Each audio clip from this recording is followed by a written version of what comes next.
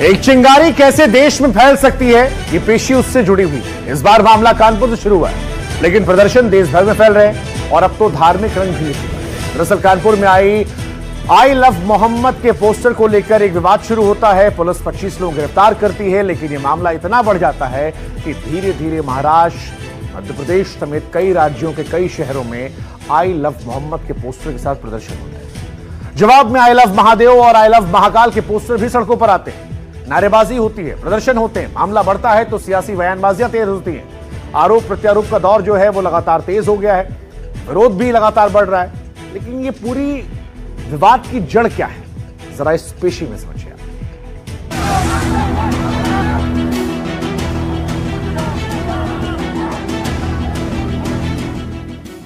देश में I love Mohammad बनाम आई लव महाकाल ने जोर पकड़ लिया है। शहर शहर पोस्टर लगाए जा रहे हैं, नारेबाजी हो रही है, लोग सड़कों पर आकर प्रदर्शन कर रहे हैं, जिसकी गवाह है ये दो तस्वीर। दरअसल देश भर में जो ये ट्रेंड चला उसकी शुरुआत कानपुर से हुई, जहां 4 सितंबर को जुलूस के दौरान आई लव मोहम्मद का पोस्टर लगाया गया था, जिसके बाद 5 सितंबर को इलाके में रहने वाले हिंदू संगठन के लोगों ने विरोध जताया और कहा कि ये नई परंपरा है, इसे बंद होना चाहिए। दोनों पक्ष आमने सामने आ गए, पोस्टर बैनर फाड़े गए। 10 सितंबर को 25 लोगों के खिलाफ एफआईआर दर्ज हुई, जिसके विरोध में 19 सितंबर को मुस्लिम समुदाय के लोगों ने एफआईआर वापस लेने की मांग करते हुए जुलूस निकाला और इसी विवाद ने पूरे देश में हंगामा मचा दिया। उत्तराखंड, महाराष्ट्र, गुजरात, मध्य प्रदेश, राजस्थान समेत कई राज्यों में बवाल शुरू हो गया। हालांकि आई लव मोहम्मद ट्रेंड होने के बाद अब आई लव महाकाल ट्रेंड होने लगा। जगह जगह पोस्टर लगाए जा रहे हैं। वाराणसी में आई लव मोहम्मद के जवाब में संतों ने आई लव महादेव के साथ प्रदर्शन किया।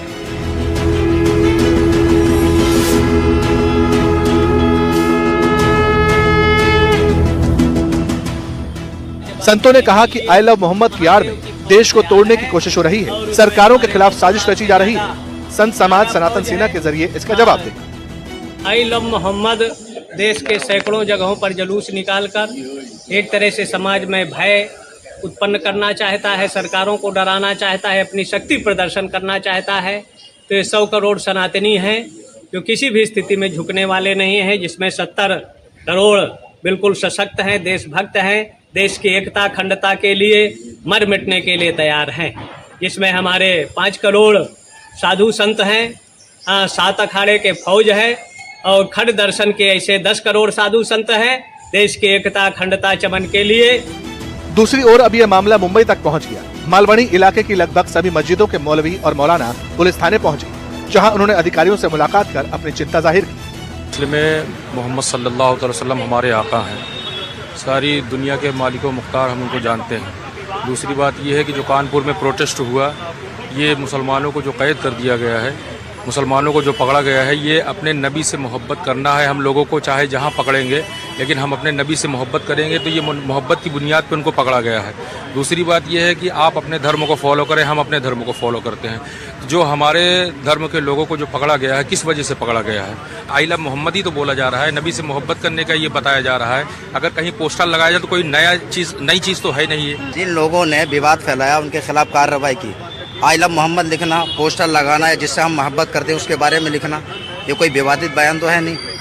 तो जब उन्होंने इस तरह से एफआईआर की, पुलिस ने एफआईआर लेकर के उनको गिरफ्तार किया, वो जब बार बार ये ट्रेंड करने लगा आई लव मोहम्मद, तो उन्होंने अपने बयान को बदल दिया कि इन्होंने दूसरे रूट से जुलूस निकाला, इसके लिए जो है हमने इन पर कार्रवाई की है।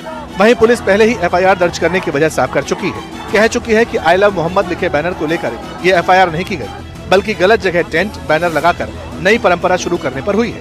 ये जो बोर्ड लगा था आई लव मोहम्मद, उस पर हमारा कोई आपत्ति नहीं है। वो जो लगा था वो एक ऐसे स्थान पे लगा था जहां परंपरागत रूप से नहीं लगता था। इस पे थोड़ा सा विवाद हुआ था, तो दोनों पक्ष के माननीय लोगों ने आकर ये बात को माना और वो जो टेंट था पीछे कर दिया और बैनर भी पीछे कर दिया, तो वो बात वहीं खत्म हो गई थी। ये घटना अगले दिन की है, जिसमें कि दूसरे धर्म का एक पोस्टर लगा था, जिसको कि लड़के थे, उन्होंने डंडा उसको मार दिया, वो फटके लटक गया, जिस पे लोगों ने आपत्ति करी। एफआईआर उसके संबंध में लिखी गई है। इसमें 2 पहलू हैं कि आई लव मोहम्मद से कोई मतलब नहीं है, वो जो पोस्टर फाड़ा गया उसको लेके है। अब ये विवाद इतना बढ़ गया कि सियासी बयानबाजी भी तेज हो गई। कहते हैं संविधान ने 25 आर्टिकल 25-26 में धार्मिक आजादी दी है, लेकिन अगर आप आई लव मोहम्मद कह देते हैं तो मुकदमा दर्ज हो जाता है और आपको जेल में डाल दिया जाता है। ये देखिए, मैं कह रहा हूं आई लव मोहम्मद, लो मुझे जेल में डालो, मैं देखना चाहता हूं कि आपकी जेल में कितनी जगह। कानून से किसी को खिलवाड़ नहीं करने दी जाएगी। प्रशासन को जो सूचना मिली, सूचना मिलने पर कड़ी कार्रवाई की गई है, कुछ की गिरफ्तारी कर ली गई है और इस पर जांच करके फिर उन पे खिलाफ भी कड़ी कार्रवाई की जाए। अब सवाल है कि आखिर कौन आई लव मोहम्मद बनाम आई लव महाकाल की लड़ाई में घी डालने का काम कर रहा है? क्या धर्म और आस्था के नाम पर लोगों को भड़काया जा रहा है? नवरात्रि का मौका है, शहर शहर गरबा पंडाल सजे हुए, लोग पहुंच रहे हैं, लेकिन इन्हीं पंडालों को लेकर नई गाइडलाइन जारी हुई। कोई कहता है कि कलावा बंधवाओ, तिलक लगवाओ, मां दुर्गा और विष्णु के अवतार के आगे शीश झुकाओ तो ही गरबा पंडाल में एंट्री मिलेगी। इसी बीच जिला प्रशासन ने भी नियम कानून तय किए हैं। अब सवाल यह है कि इन नियमों पर सियासत कैसे हो रही है, मौलाना क्या कह रहे हैं, पंडित क्या कह रहे हैं, आज ये जानना भी जरूरी है। इस पेशी के जरिए समझिए।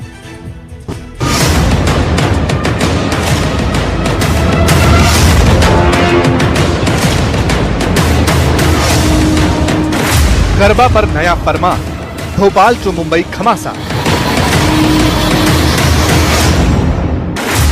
कलावा पहनो, टीका लगा, फिर पंडाल में एंट्री पाओ।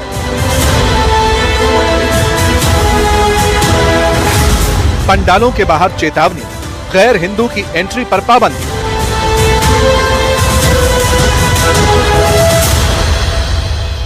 एक तरफ गरबा पंडालों में तरह तरह के रंग नजर आ रहे हैं, लोग झूम रहे हैं, एक दूसरे के साथ डांडिया खेल रहे हैं, तो दूसरी तरफ गरबा पंडालों में एंट्री को लेकर बवाल बढ़ता जा रहा है।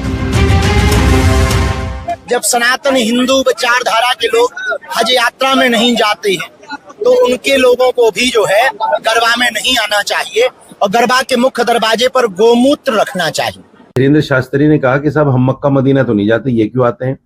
मैं उनसे एक पैगाम देना चाहता हूँ, मक्का मदीना में सिर्फ मुसलमान जा सकता है। इस आपसी तकरार के बीच हालात ये हैं कि पंडालों की लक्ष्मण रेखा तय कर दी गई है। आस्था पर कोई आंच न आए, इसके लिए गेट पर जांच की जा रही है। एंट्री करने वालों के माथे पर तिलक और हाथ में कलावा बांधा जा रहा है, जिससे पंडालों में कोई छलावा न हो। अगर आपके बच्चे आपसे पूछें कि क्यों, तो अपने इलाकों के उलेमाओं से एक फतवा लीजिए कि क्या ये सही है या गलत है। कल भोपाल के जिला प्रशासन ने आदेश जारी किए थे और आज ग्वालियर के जिला कलेक्टर ने आदेश जारी किए। इनमें साफ साफ निर्देश दिए गए हैं कि बिना पहचान पत्र के एंट्री नहीं मिलेगी।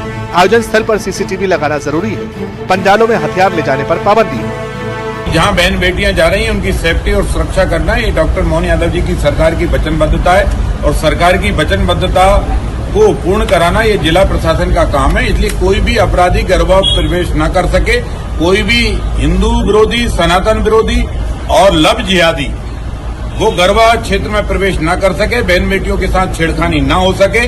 और जो गरबा आयोजक है उनको भी आग्रह पूर्वक कहा गया है कि वो सतर्क रहे, सावधान रहें और इस तरह के अपराधी अगर उनकी नजरों में आते हैं पकड़ें और थोड़ी हल्की फुल्की ठुकाई भी करें और फिर प्रशासन को दें।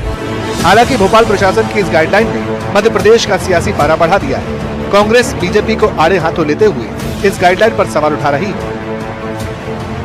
ये खुशामदखोर अधिकारियों की होड़ लगी है बीजेपी को खुश करने की और इसी के चलते अधिकारी इस तरह के निर्णय ले रहे हैं।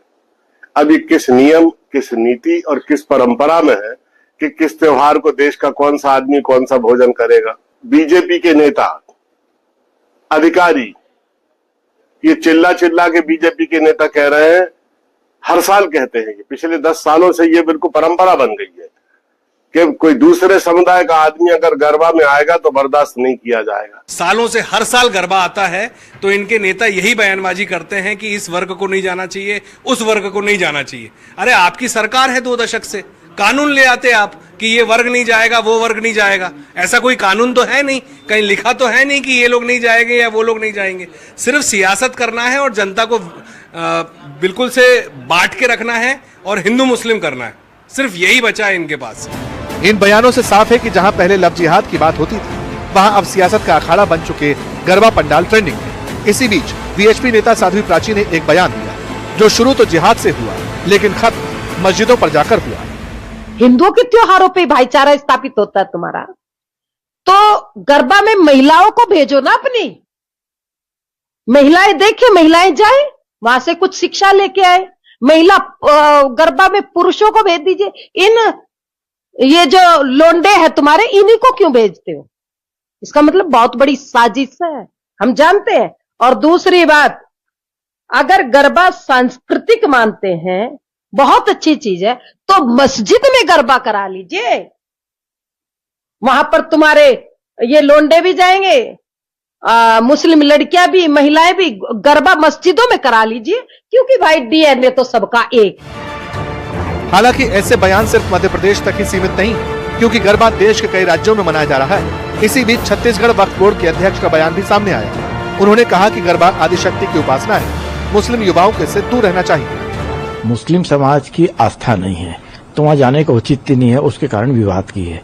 और चूंकि ये गरबा है, गरबा माँ की आराधना करना है और माँ की आरती होती है, तो चूंकि आस्था नहीं है तो वहाँ जाने का औचित्य नहीं है। इसलिए मुस्लिम समाज से अपील की गई है कि गरबा से आप दूरियां बना के रखें और अपना एक भाईचारा कायम रखें। हालांकि सलीम राजा की मुस्लिम युवाओं को यह नसीहत कांग्रेस को पसंद नहीं आई। कांग्रेस ने वक्फ बोर्ड पर बीजेपी की टूलकिट की तरह काम करने का इल्जाम लगा दिया। ये भारतीय जनता पार्टी का प्रोपेगेंडा है। भारतीय जनता पार्टी इस प्रकार का माहौल बना के और हिंदू खतरे में है, इस प्रकार का माहौल बना के, इसमें मुसलमान क्यों मुख्य है? मुसलमानों को क्या लेने देना? गरबा में उनको एंट्री मिले न मिले, उनसे क्या लेने देना है? इन बयानों के बाद सवाल उठता है कि आखिर क्यों गरबा को मजहबी तराजू में तोला जा रहा है? आखिर क्यों गरबा पर लव जिहाद वाला ग्रहण लगा है? आखिर कौन गरबा पंडालों के खिलाफ साजिश रच रहा है?